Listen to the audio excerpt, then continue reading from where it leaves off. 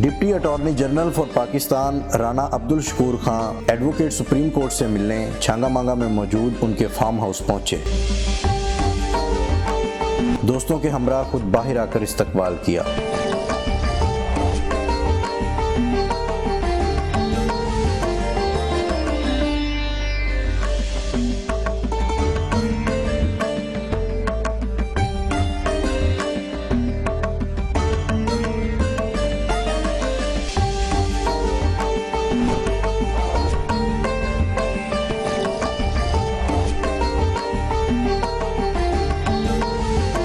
Lawn में आए।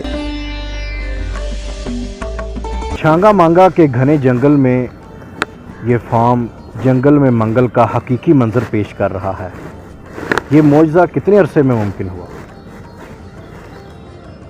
शाह साहब, ये जो ज़मीन है, जिस जगह पे फार्म हाउस है, आप तशरीफ़ फरमाएं, ये हमारी आबाई ज़मीन है।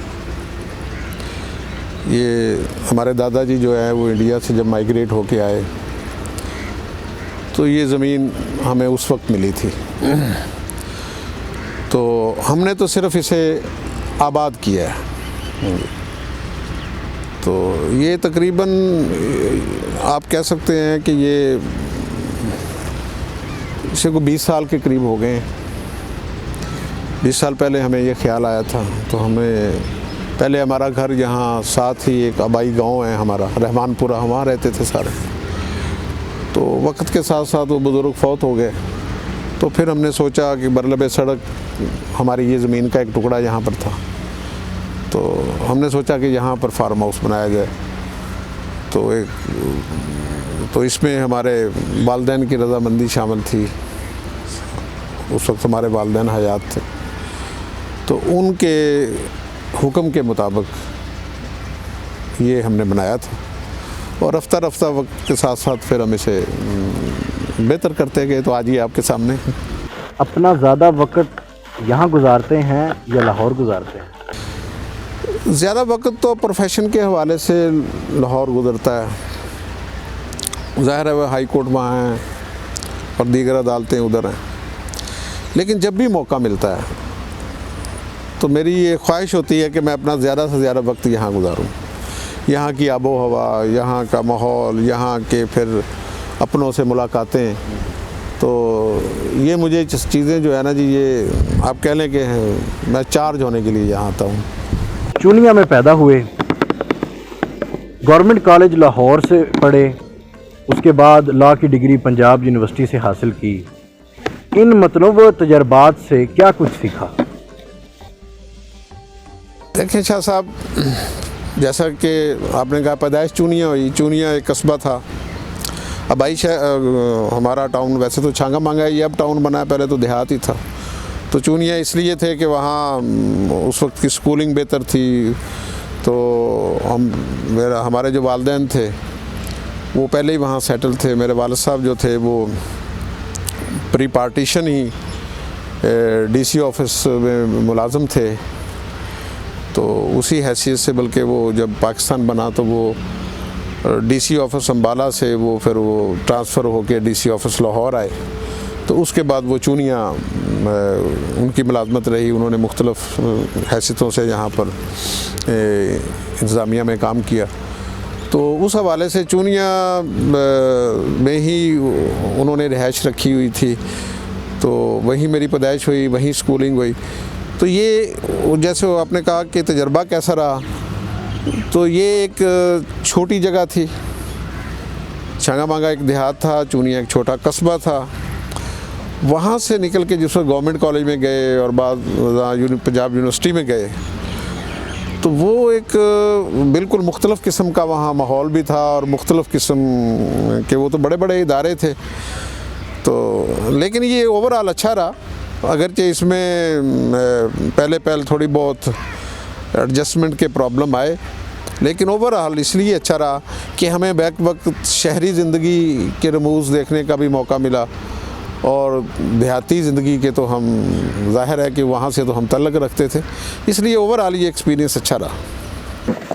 राना साहब, प्रोफेशनल कैरियर का आगाज़ वकालत से किया, उसके बाद नाज़म छांगा मांगा रहे, चेयरमैन ड्रग कोर्ट रहे, नैब प्रोसिक्यूटर रहे, वकालत के पेशे में मेंबर पंजाब बार कौंसिल रहे। अब कैसा महसूस करते हैं? देखिए, मैं समझता हूँ कि ये वालिदैन की दुआएं और अल्लाह पाक की करमनवाजी की वजह से ये सारे मौक़े मिले हैं और इसमें दोस्तों की मोहब्बत और लोगों की दुआएं बहुत शामिल हाल थी। तो हर तजर्बा जो है, सच्ची बात यह है कि मैंने तो इन्जॉय किया है। इन्जॉय इस लिहाज से किया है कि मुझे मज़ा आया है लोगों से जो अपनी हैसियत के मुताबिक खिदमत करके, डिलीवर करके और अपना जो भी ड्यूटी थी, खा वो ऑफिशियल ड्यूटी थी या कोई जिस तरह मैं नाज़म रहा हूँ यहाँ पर वो पॉलिटिकल नौइयत की ड्यूटी थी, तो मैंने कोशिश की है कि उस मनसब के तकाज़ों को ज़रूर पूरा किया जाए। बाहर की सियासत भी की और बाहर से बाहर की सियासत भी की, किसमें सबसे ज़्यादा मज़ा महसूस किया?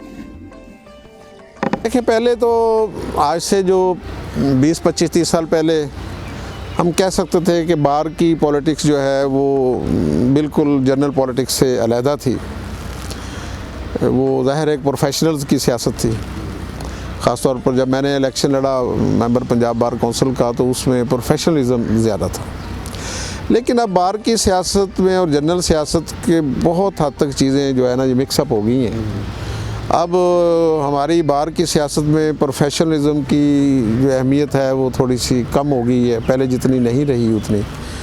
और जनरल पॉलिटिक्स की जो असरात हैं वो हमें अपने बाहर की पॉलिटिक्स में भी वाज़ेह तौर पर नज़र आते हैं। राणा साहब, सियासी कैरियर का आगाज़ JUP से किया, उसके बाद पाकिस्तान पीपल्स पार्टी को ज्वाइन किया और 2008 में NA 141 के लिए इलेक्शन लड़ा और 20,000 से ज़ायद वोट हासिल किए।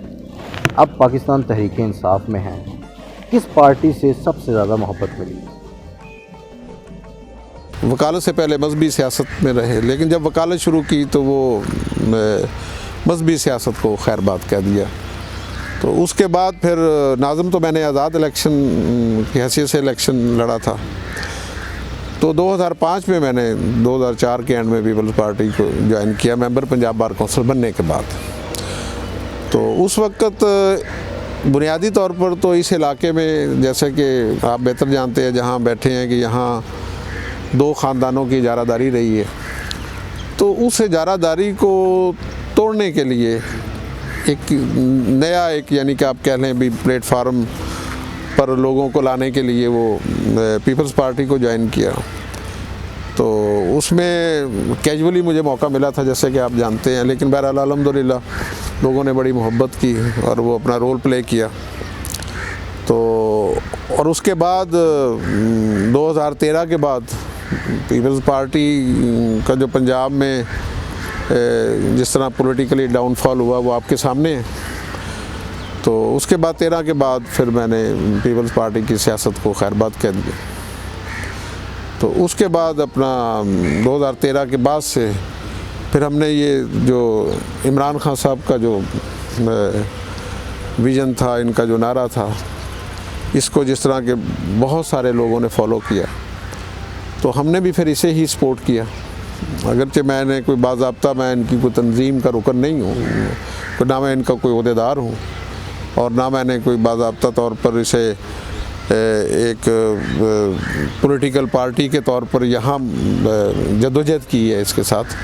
लेकिन ये है कि इमरान खान के विज़न को हमने सपोर्ट किया, इनके कैंडिडेट्स को हमने सपोर्ट किया और जो इनका प्रोग्राम था, और ख़ास तौर पर मुल्क में चेंज लाने का प्रोग्राम और इजारादारियों को ख़त्म करने का प्रोग्राम, ख़ास तौर पर ये जो पुरानी मोनोपोलीज थी इनके खिलाफ, तो हमने भरपूर साथ दिया और हम इनके साथ दे रहे हैं। पत्तोकी की जानिब रवाना हुए। पत्तोकी में अपने देरीना दोस्त बशीर अहमद सहर से मुलाकात के लिए उनके घर तशरीफ़ लाए।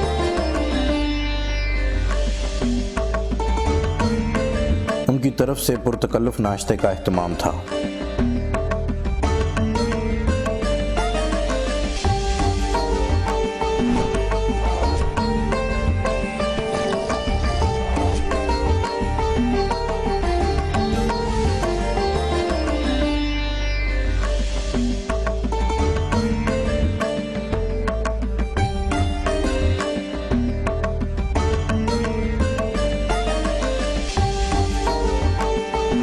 साबिक एसपी चौधरी ताजदीन के इंतकाल पर उनके बेटे चौधरी मुख्तार ताज से इजहार अफसोस के लिए इनकी रिहाइशगाह पहुँचे।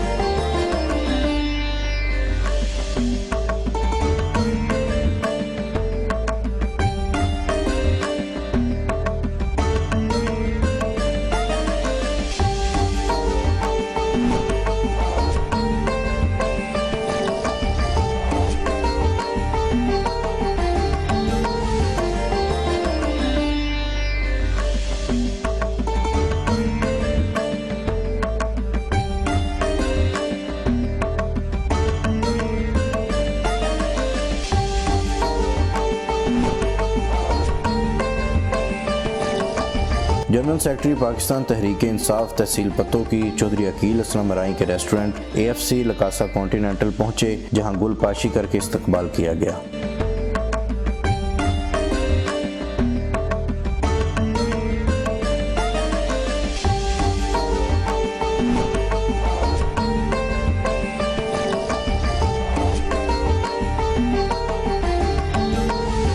अकील असलम की तरफ से चाय का इंतज़ाम था।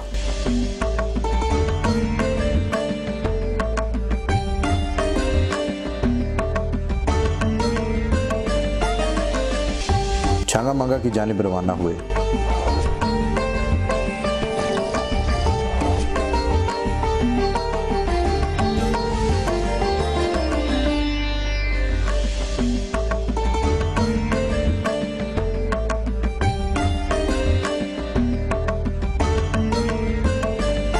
अपने वालिदैन की कब्र पर हाजिर हुए और फातिहा ख्वानी की।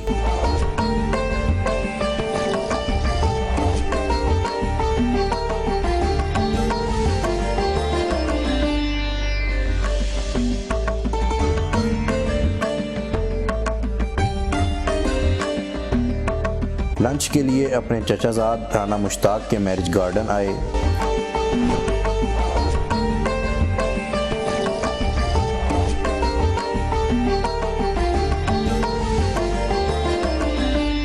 दोपहर के खाने में कढ़ाई गोश्त, भिंडी गोश्त और बिरयानी से तवाज़ो की गई। लंच के बाद देसी खोया कुल्फी पेश की गई।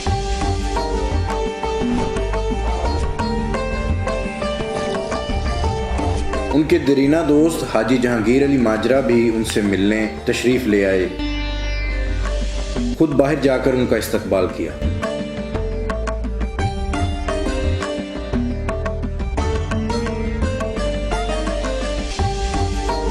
राणा अब्दुल शकूर साहब बारहा इस बात का इकरार करते हैं कि हाजी जहांगीर ऑफ माजरा मेरे बचपन का दोस्त है। बचपन से लेकर अब तक की दोस्ती में क्या फ़र्क महसूस करते हैं और अब तक उनको कैसा पाया? बिस्मिल्लाहिर्रहमानिर्रहीम। राना अब्दुल शकूर खान साहब नहायत शफीक ते अच्छा मिलनसार ते रवादारी खानदानी आदमी है। ये मैट्रिक तो मैं तो खैर इन्हां तो सीनियर हाँ काफ़ी। मैट्रिक तो ये मैनू मिले चूनिया शहर दे विच, उत्थों अगे चलदे चलदे प्यार चलदा चलदा वो दोस्ती दा रंग अख्तियार कर गया। तो इहदी एक क्वालिटी है कि जिस आदमी नाल इसने तलक बनाया है, इन्हें आपदी पूरी जिंदगी उहदे नाल तलक निभाने दी कोशिश कीती है। क्या समझते हैं कि राणा अब्दुल शकूर खान साहब को अब दोबारा छांगा मांगा की सियासत में कदम रखना चाहिए? जी, हालात वाक़यात के मुताबिक ज़रूर उन्होंने रखना चाहिए। मुल्की हालात नूं मद्देनज़र रखदिया होया ते अच्छा कैंडीडेट है। काफ़ी तो ज़्यादा पिछे उन्हें इलैक्शन लड़िया तो वोट लैने वक्त बड़ा थोड़ा सी, वोट बहुत ज़्यादा लै सी। ते इत्थे आवाम दी भी कोई ख्वाहिशात हैं, कोई तीसरा नवा आदमी आए। ते राणा साहब दे तल्लकात जिहड़े ने बड़े अच्छे ते बड़े वसी ने आपदे हलके दे विच, ते बड़े प्यार मुहब्बत नाल ते बड़े उनस दे नाल जिंदगी गुजार रहे हैं। राणा अब्दुल शकूर खान आपके बड़े भाई हैं, बतौर भाई कैसा पाया उन्हें? बिस्मिल्लाहिर्रहमानिर्रहीम। बतौर भाई मैंने बेहतरीन भाई पाया उसको। वालिद साहब से बाद मैंने तकरीबन सरपरस्त उनको पाया, हर लिहाज से, हर मसले में उन्होंने मेरी सपोर्ट की है, हेल्प की है। सरपरस्त है हमारा वो। हाँ। कौन सी उनकी ऐसी बात जिसको आप फॉलो करना बड़ा पसंद करते हो? उनकी सबसे जो अच्छी बात है वो ये है कि इखलाक उनका बहुत अच्छा है, मिलनसाज है लोगों से बहुत ज़्यादा, जो कि शायद मेरे में कमी है इस चीज़ की। मैं उनको कोशिश करता हूँ फॉलो करने की, लेकिन मैं शायद पूरा नहीं उतर सकता उनके मिलनसाज पे, इखलाक पे। कई बातों पर इख्तलाफ तो होता होगा, तो कैसे मैनेज करते हैं ये तमाम मामला? नहीं, अगर कोई इख्तलाफ हो भी तो हम आपस में बैठ के डिस्कस कर लेते हैं, उसको हर पहलू से डिस्कस करते हैं तो सॉल्व हो जाता है। कभी झगड़ा नहीं हुआ हमारा आपस में किसी टॉपिक पे भी।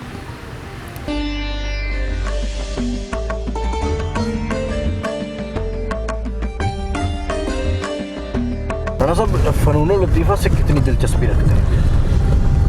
फ़नून लतीफ़ा में मुझे अच्छी शायरी सुनने का शौक़ है और मेरे हल्का अहबाब में बहुत से अच्छे शोरा शामिल हैं।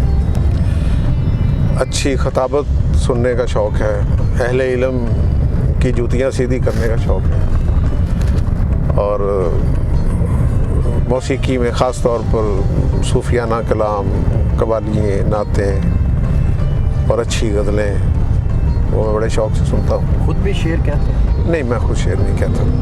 हाँ, लेकिन एक शायर को बहुत पसंद किया हो? नहीं, जो जिसका भी कोई अच्छा कलाम अच्छा लगे, जहाँ से लुत्फ़ मिले ले लेते। मोहब्बत और इश्क के बारे में आपका क्या नज़रिया है? मोहब्बत के बगैर तो ये दुनिया चल ही नहीं सकती। वो तो आप कह लें कि मोहब्बत तो इस दुनिया की रूह है। मोहब्बत के बगैर तो आपका कोई रिश्ता ही सस्टेनेबल नहीं है, ना कोई दोस्त, ना कोई फैमिली, ना कोई किसी भी हवाले से आप देख लें तो ये तो कायनात की एक बाइंडिंग फोर्स है। सोशल मीडिया पर एक बहुत बड़ी तादाद में आपकी इस्लाम और पाकिस्तान के हवाले से तहकीकी वीडियोस क्लिप मौजूद हैं। इतनी सर्च और इतना टाइम कैसे निकालते हैं? ये टाइम तो ये जब ये कोरोना पिछले साल आया है उस वक्त मुझे मिला, जब लॉकडाउन हो गया, घरों में रहना पड़ा, तो वो 3-4 महीने जो थे वो पूरी कौम के लिए भारी थे। जब पहला फेज़ आया तो इन दिनों मैं अपना ऑफिस में भी नहीं था, ऑफिस भी बंद थे और फारिग भी था मैं ऑफिस से, तो मेरे पर कोई जिम्मेदारियां भी नहीं थी उस वक्त। तो उस पीरियड का फ़ायदा उठाया, तो पढ़ने लिखने का शौक़ था, तो पढ़ते पढ़ते जो चीज़ें सामने आईं उस पर थोड़ी बहुत तहकीक करके उन्हें कहा दोस्तों से शेयर करें। कोविड-19 तो वो मैंने पूरा आपने फ़ायदा वो अपलोड कर दी दोस्तों के लिए।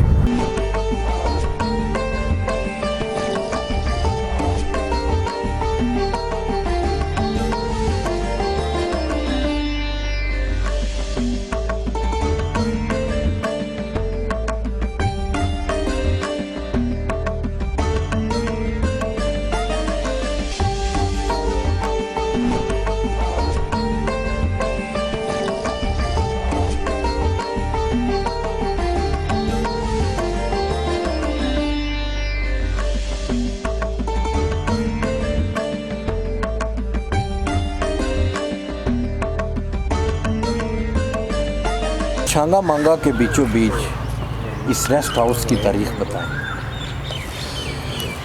देखिए, जो हमने सीना ब सीना सुना है और पढ़ा भी है कि ये जो रेस्ट हाउस की मौजूदा शक्ल है, ये तो नवाब अफ़कालाबाग के दौर में इसे इस तरह इस्टेब्लिश किया गया। तो फील्ड मार्शल अयूब खान साहब भी यहाँ तशरीफ़ लाए थे, वैसे प्रेसिडेंट ऑफ पाकिस्तान, यहाँ उनके हाथ के लगे हुए पौधे भी मौजूद हैं। तो ये जो बड़े बड़े दरख्त आपको नज़र आ रहे हैं, ये सारे उसी दौर के लगे हुए हैं। लेकिन उससे पहले जहाँ इस रेस्ट हाउस को इस लेवल पर रेनोवेशन से पहले यहाँ एक ब्रिटिश दौर में फॉरेस्ट वालों का एक हट हुआ करता था। तो क्योंकि एक ही सड़क थी जो जंगल के दरमियान से गुजरती थी, जो तहसील चूनिया हेडक्वार्टर और रेलवे लाइन को मिलाती थी, तो ये हट उस सड़क के किनारे था जो अब भी चल रही है, ये चूनिया छांगा मांगा रोड।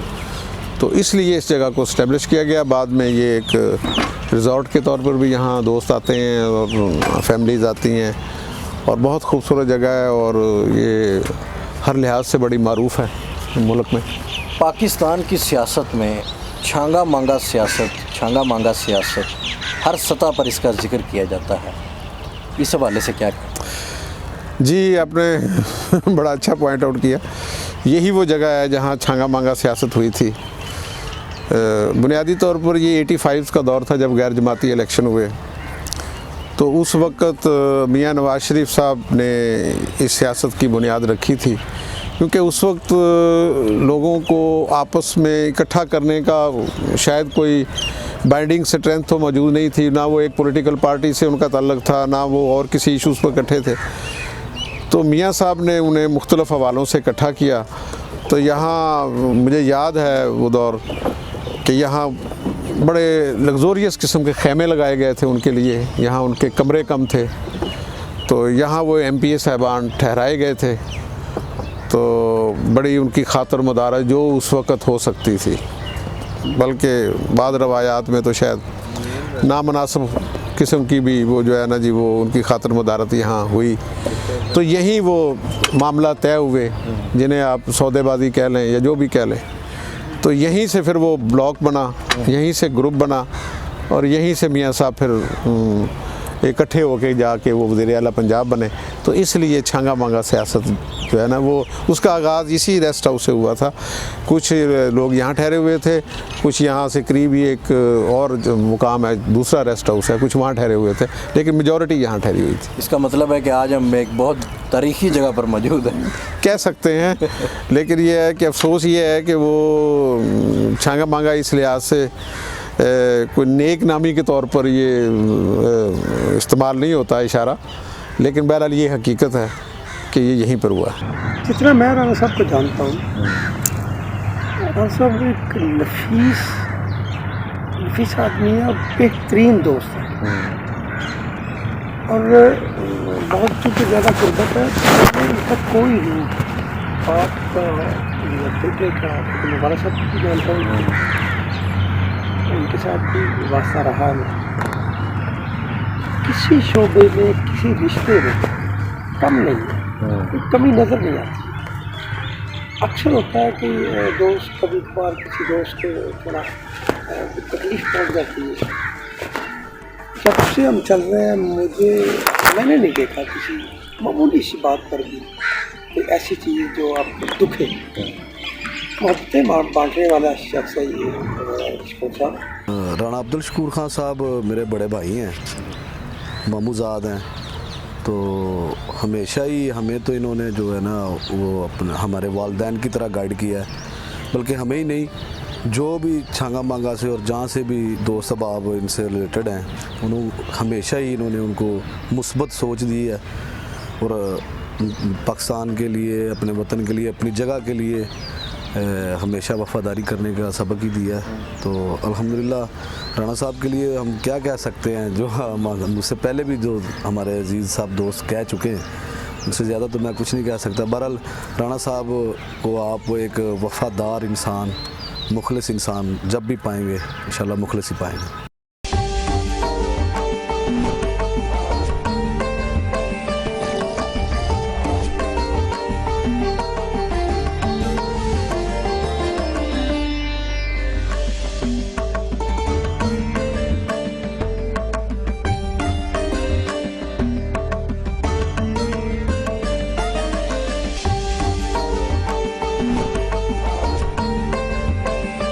छांगा मांगा फॉरेस्ट पार्क पहुँचे।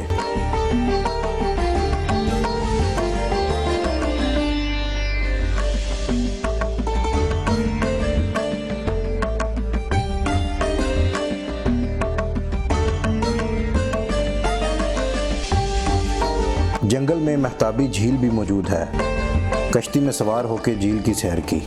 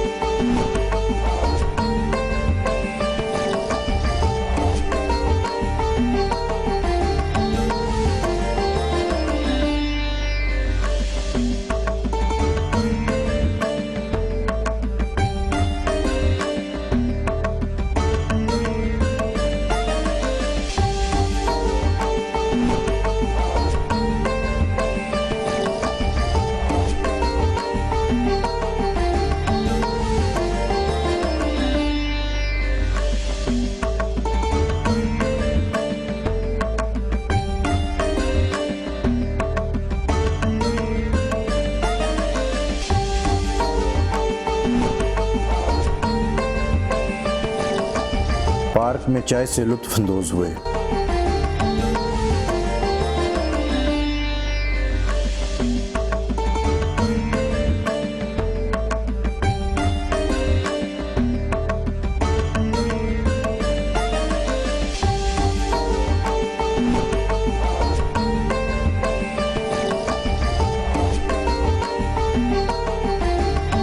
अपने फार्म हाउस वापस आए।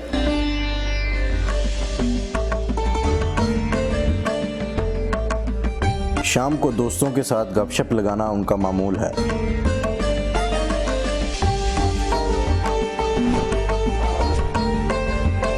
सैयद महबूब अली बुखारी एडवोकेट की तरफ से हारमोनियम की धुन पर आरिफाना कलाम पेश किया गया। किसे मैदान न हरदा जेवे खामे अमला वल्ले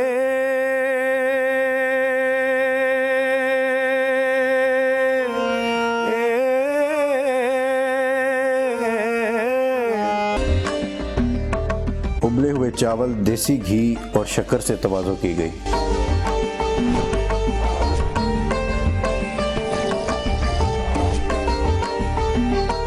अभी आप डिप्टी अटॉर्नी जनरल के ओहदे पर फाइज हैं। इस ओहदे के हवाले से बताएं कि आपको किन किन फ़राइज़ को सरअंजाम देना होता है। इसमें शाह साहब ऐसे है कि ये अटॉर्नी जनरल ऑफिस जो है ये कॉन्स्टिट्यूशनल एक ऑफिस है और कॉन्स्टिट्यूशनल कोर्ट्स जो हैं हमारी वो सुप्रीम कोर्ट और हाई कोर्ट्स होती हैं। तो कॉन्स्टिट्यूशनल कोर्ट्स में फेडरेशन की जो नुमाइंदगी है वो अटॉर्नी जनरल ऑफिस करता है। तो अटॉर्नी जनरल तो क्योंकि एक ही होता है पूरे पाकिस्तान में, तो कॉन्स्टिट्यूशनल कोर्ट तो कई हैं, सुप्रीम कोर्ट के भी मुख्तलिफ बेंचेस हैं, फिर ये है कि हाई कोर्ट्स हैं, बल्कि अब तो 5 हाई कोर्ट्स हैं, इस्लामाबाद हाई कोर्ट और 4 सूबों के हाई कोर्ट्स, तो इसके अलावा हाई कोर्ट के बेंचेस हैं। तो इसलिए वो उनकी मदद के लिए, अटॉर्नी जनरल की मदद के लिए deputy attorney general, additional attorney generals और असिस्टेंट अटॉर्नी जनरल तैनात किए जाते हैं, जो कि जहाँ जहाँ भी कॉन्स्टिट्यूशनल कोर्ट्स होंगी वहाँ वहाँ वो अपनी ड्यूटी सर अंजाम देंगे। तो इनका बुनियादी जो काम है वो फेडरेशन की नुमाइंदगी करना है। शुरू से ही बड़े बड़े ओहदों पर अपने फ़राइज़ सरअंजाम दिए हैं। अपने इलाके छंगा मंगा के लिए कौन सा ऐसा कारनामा सरअंजाम दिया या देने की कोशिश की? देखिए, छंगा मंगा में जहाँ बराह रास्त जिन मसाइल का लोगों से वास्ता को फेस करना पड़ता है, उस हवाले से तो मेरा यहाँ दौर जो है वो नाज़म का दौर था जब मैं यहाँ नाज़म था। तो उसके मुतल्लिक़ मेरा ख्याल है कि यहाँ के जो रहने वाले हैं वो बेहतर जज साहब होंगे, बताएंगे आपको, शायद आपने अपने तौर पर क्वेरी भी की हो, कि वो शायद बता सकें कि वो जब मैं नाज़म था तो उस वक्त क्या परफॉर्मेंस थी, हमारी यूनियन काउंसिल ने क्या किया है और लोगों की हमारे बारे में क्या राय है। लेकिन उस एक महदूद दायरे के अंदर रह के ज़ाहिर है वो यूनियन काउंसिल लेवल की एक इस्टेब्लिशमेंट थी। मैं जो कुछ कर सका मैंने ज़रूर अपने लोगों के लिए किया। दोबारा सियासत में आता हुआ देखें आपको? देखिए, मेरा इरादा नहीं है कि मैं दोबारा कोई जनरल पॉलिटिक्स में कोई रोल प्ले करूं, तो लेकिन ये डिपेंड करता है हालात पर और सेहत पर, और लेकिन मेरा इरादा नहीं है। ज़ाती तौर पर मैं जो है ना दिलचस्पी नहीं रखता। मैं अपने पैशन, जो प्रोफेशन है, यही मेरा पैशन भी है और मैं ज़्यादा इसी में अपनी तवज्जो रखना चाहता हूँ। आपके तमाम दोस्तों से तकरीबन आज हमारी मुलाकात हुई और तमाम ने आपके हवाले से यही मौक़िफ़ इख्तियार किया कि आप उनके साथ पुरखुलूस, बाएतमाद और बहुत ही अच्छा इखलाक रखते हैं। और उन्हीं से ही नहीं, तमाम और भी मिलने वालों से यही हमें तासुर मिला आपके हवाले से कि आप बड़े अच्छे इखलाक के मालिक हैं। ये सब चीज़ें कैसे मैनेज करते हैं? गुस्सा भी आता होगा? देखिए शाह साहब, ये तो उन दोस्तों की मेहरबानी है, मोहब्बत है, जिन्होंने मेरे बारे में ये अल्फाज इस्तेमाल किए। मैं उनका मशकूर हूँ। लेकिन मैं समझता हूँ कि ये बुनियादी तौर पर तो हमारे वालिदैन की तरबियत है कि उन्होंने ही हमें ये सिखाया है कि लोगों के साथ किस तरह मिलना है और किस तरह। मेरे वालिद साहब भी माशाल्लाह, उनकी जो शोहरत थी यहाँ और जो उनके तल्लुकात थे, वो सारा ज़माना यहाँ जानता है कि वो हर लिहाज से, बल्कि वो तो किरदार के लिहाज से भी हमसे बहुत आगे थे। हम तो खैर उनके बराबर भी नहीं, किसी भी लिहाज से बराबर नहीं है, हम तो बहुत गुनहगार हैं। वो बड़े नेक इंसान थे और इखलाक के और किरदार के लिहाज से वो बहुत इलाके में इज़्ज़त और एहतराम से देखा जाता था। तो ये उन्हीं की तरबियत है। मैं समझता हूँ कि हमारी इसमें कोई कंट्रीब्यूशन नहीं है, ये अल्लाह ताला का करम है और दोस्तों की दुआएं हैं।